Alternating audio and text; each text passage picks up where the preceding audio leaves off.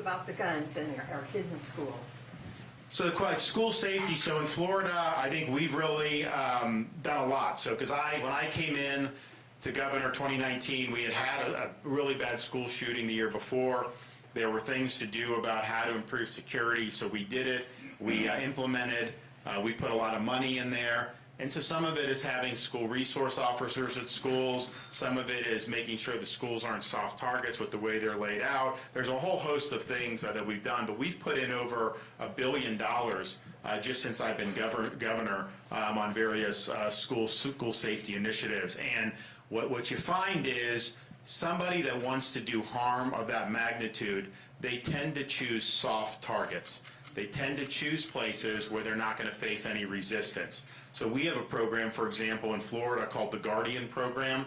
It allows school employees to train to be able to carry concealed on campus. And like the media is like, oh, teachers shouldn't have to do that. I'm like, they don't have to. Nobody has to.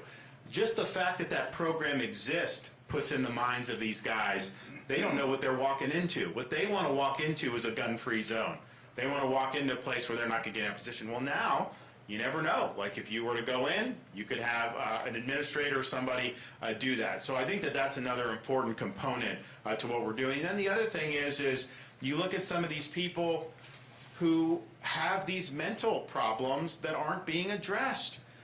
Somebody that if you get committed or something, then people need to take that seriously, especially when they're issuing threats to do other people harm. You know, it used to be way more people were institutionalized in this country. Now, it's very few compared to, if you look at like the per capita 50 years ago versus now, it is way, way less.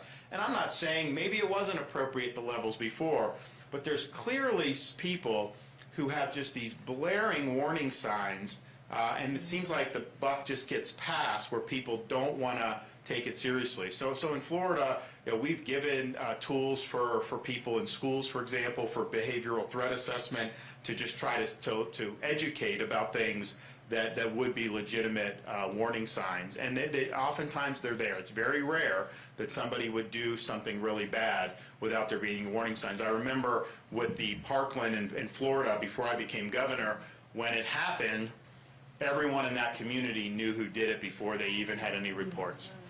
They just knew this guy was the one that would do it. And sure enough, it was. Yes? I have a question.